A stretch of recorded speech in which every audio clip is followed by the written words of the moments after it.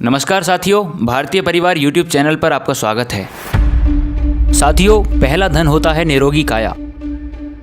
हमारे पूर्वज कहा करते थे कि 100 दवा की एक दवा है संयम। लेकिन आज की इस भागदौड़ भरी जिंदगी में लोग संयम शब्द का अर्थ ही भूल गए हैं। साथ ही कहा भी जाता है कि जहाँ संयम नहीं होता वहाँ गलतियाँ होना स्वाभाविक है।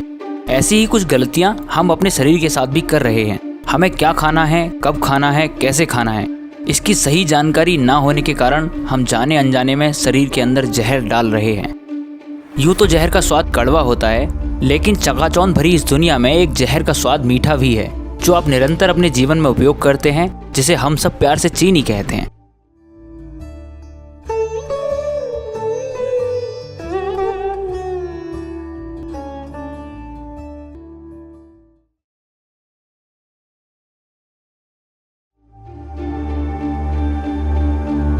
हमारे खाने पीने में सूक्ष्म तत्व और माइक्रो न्यूट्रिएंट्स भी होते हैं, जिनको अलग अलग नाम से आपने सुना होगा, जैसे carbohydrate, protein, vitamin, calcium, phosphorus, glucose आदि। इनमें से सबसे अधिक जो शरीर के काम आता है वह है शक्कर तत्व। आप इसे ग्लूकोज भी कह सकते हैं। अंत में भोजन की सारी ऊर्जा शरीर में ग्लूकोज के रूप में ही संचित होती है। शक्कर तत्व के संबंध में आयुर्वेद में एक सूत्र है, जिसके अनुसार कोई ऐसी चीज भोजन में ना मिली हो जो शरीर को शक्कर से मिलने वाली तुरंत ऊर्जा में कोई रुकावट उत्पन्न करे। जब इस संबंध में देश की सबसे बड़ी प्रयोगशाला CDRI के वैज्ञानिकों से पूछा गया कि हमारे आज के भोजन में ऐसी कौन सी चीजें मौजूद हैं जो शरीर को मिलने वाली प्राकृतिक शक्कर में रुकावट डाल रही हैं, तो उनके जवाब चौंकाने वाले थे। सभी वैज्ञानिकों के अनुसार वह कुछ और नहीं बल्कि चीनी ही है। डॉक्टर डेविड समाधी लिनॉक्स हिल हॉस्पिटल के रोबोटिक सर्जरी विभाग के चीफ और होस्टर स्कूल के औषधि विभाग में यूरोलॉजी के प्रोफेसर के अनुसार वर्तमान में जिस चीनी को हम प्रयोग करते हैं वह पॉलीसैकेराइड्स होती है, और चीनी का वो स्वरूप जो प्राकृतिक भोजन जैसे गाजर, चुकंदर इत्यादि से मिलता है वह मोनोसैकेराइड्स होता है। चीनी से मिलने वाली पॉलीसैकेराइड्स भोजन से प्राप्त होने वाली मोनोसैकेराइड्स के पाचन में सबसे ज़्यादा बाधा उत्पन्न करती है। फलस्वरूप शरीर के अंदर इंसुलिन नामक हार्मोन पैदा करने वाली ग्रंथि को ज़्यादा कार्य करना पड़ता है और अधिक मात्रा में इंसुलिन उत्पन्न करती है। आवश्यकता से अधिक यही इंसुलिन शरीर में डायबिटीज़, हार्ट अटैक, नपुंसकता, आँखों का कमज़ोर होना इत्यादि अनेक प्रकार के रोगों का कारण बनता है। और लंदन के प्रोफेसर जॉन यूटकिन के अनुसार हृदय रोग के लिए जितनी चर्बी जिम्मेदार है उतनी ही जिम्मेदार चीनी भी है। कॉफ़ी पीने वाले को कॉफ़ी इतना नुकसान नहीं करती जितनी उसमें घुली चीनी करती है। डॉक्टर सुरेंद्र प्रसाद के अनुसार सफ़ेद चीनी को चमकदार बनाने की क्रिया में चूना, carbon dioxide, calcium, phosphate, phosphoric acid, ultramarine blue तथा पशुओं की हड्डियों का चूर्ण उपयोग में लिया जाता है। और चीनी को इतना गर्म किया जाता है कि उसके प्रोटीन नष्ट हो जाते हैं। अमृत मिटकर विष बन जाता है। सफ़ेद चीनी लाल मिर्च से भी अधिक हानिकारक होती है, और जिसकी वजह से वीर्य पानी सा पतला होकर स्वप्न दोष, रक्तचाप, प्रमेह और मूत्र विकार का जन्म होता है। वीर्य दोष से ग्रस्त पुरुष और प्रदर रोग से ग्रस्त महिलाएं चीनी का त्याग करके अद्भुत लाभ उठाती हैं। फ्रैंक विल्सन के अनुसार बालक के साथ दुर्व्यवहार करने वाले माता पिता को यदि दंड देना उचित समझा जाता हो तो बच्चों को चीनी और चीनी से बनी मिठाइयाँ तथा आइसक्रीम दिलाने वाले माता पिता को जेल में ही डाल देना चाहिए।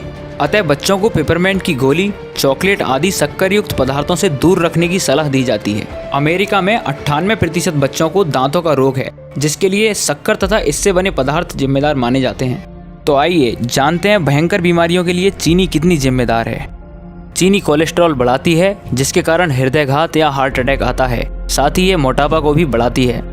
इससे रक्तचाप या ब्लड प्रेशर बढ़ता है। यह डायबिटीज़ का प्रमुख कारण है। इससे लकवा होने का भी डर रहता है। चीनी BDNF यानी brain derived neurotrophic factor hormone level को कम करती है, जिससे हम मानसिक तनाव के शिकार होते हैं। यह हमारे दिमाग की कोशिकाओं और मेमोरी को भी नुकसान पहुंचाती है। इन सब के अलावा भी चीनी से छोटी बड़ी 108 तरह की बीमारियां होने की संभावना लगातार बनी रहती है। और आइए अब चीनी का थोड़ा सा इतिहास जान लेते हैं। भारतीय इतिहास में कहीं भी चीनी के उपयोग का प्रमाण नहीं मिलता है। कहा जाता है कि चीनी यूरोप, अमेरिका और कैरिबियन द्वीप में सर्वप्रथम उपयोग में लाई गई। पहली चीनी मिल इंग्लैंड में सन 1099 में लगाई गई थी। 13वीं शताब्दी में यूरोपीय चीनी वेनिस में रिफाइन होती थी। 1750 में इंग्लैंड में ही कुल 120 के करीब चीनी मिलें थीं। और इसका उत्पादन 30,000 टन प्रतिवर्ष उल्लेखित है।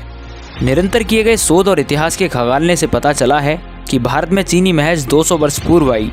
चीनी बनाने की सबसे पहली मील भारत में अंग्रेजों ने 1868 में लगाई थी और आजकल इन मीलों में बनाई जा रही चीनी में लगभग 23 प्रकार के केमिकल मिलाए जाते हैं जो शरीर के अंदर चले जाते हैं लेकिन आसानी से बाहर नहीं निकल पाते। इसके कारण शरीर में टॉक्सिक पदार्थों की मात्रा बढ़ी रहती है जिससे शरीर में नित्य नए रोग उत्पन्न होते रहते हैं।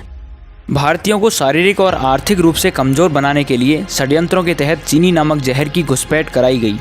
अंग्रेजी सरकार ने गुड़ बनाने वाली भट्टियों और केंद्रों को गैरकानूनी करार देकर जबरन चीनी का प्रचलन शुरू कराया, जिसका दंड हम आज तक झेल रहे हैं। आए दिन आप अक्सर अखबारों में खबर पढ़ते ही होंगे कि चीनी मिलों द्वारा किसानों की फसल का भुगतान होने में कई बार 1 वर्ष से भी ज़्यादा का समय लग जाता है, जिससे किसान भाइयों की आर्थिक स्थिति कमज़ोर होती जाती है और अगली फसल की खेती करने में उनको काफ़ी परेशानी होती है। चीनी मिल कहीं ना कहीं गुलामी की एक प्रक्रिया है जिसमें किसानों को एक षड्यंत्र के अंतर्गत एक केंद्रित बड़े कारखाने व उद्योग की संरचना में आना पड़ता है। पहले किसान स्वयं ही गुड़ या शक्कर का निर्माण अपने घरों में आसानी से करते थे, जिससे उनको अपने गन्नों को कहीं लेकर नहीं जाना पड़ता था। साथ ही उसका मूल्य तय करना भी उनके हाथ में होता था। परंतु जब से चीनी मिलें देश में बड़ी मात्रा में लगी हैं, तब से किसान इस व्यवस्था के कारण लगातार कर्ज में फंसता चला जा रहा है। गुड़ का भारतीय समाज में विशेष महत्व रहा है।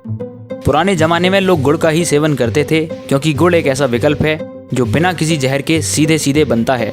ये सेहत व स्वास्थ्य के लिए अनेक दृष्टिकोण से लाभदायक है। गुड़ और खांड खाने के फायदे।